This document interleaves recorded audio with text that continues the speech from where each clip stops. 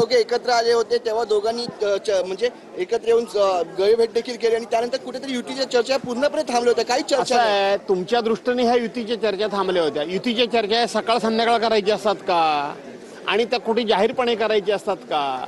त्या युतीच्या चर्चा ह्याच्यामध्ये गोपनीयता असली पाहिजे, याच्यामध्ये सिरियसनेस असला पाहिजे आणि युती योग्य वेळेला. अजून कुठली निवडणूकच नाहीये.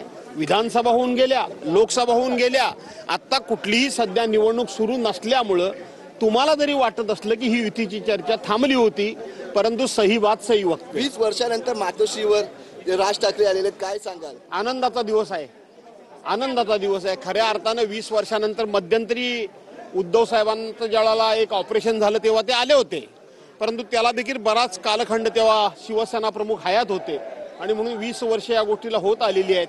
आजचा दिवस हा महाराष्ट्रातल्या मराठी माणसाच्या दृष्टीनं एक अत्यंत आनंदाचा, औत्सुक्याचा, स्फूर्तीचा, प्रेरणेचा आणि त्याचबरोबर एक आशावर्धक आणि आशादायक दिवस आहे.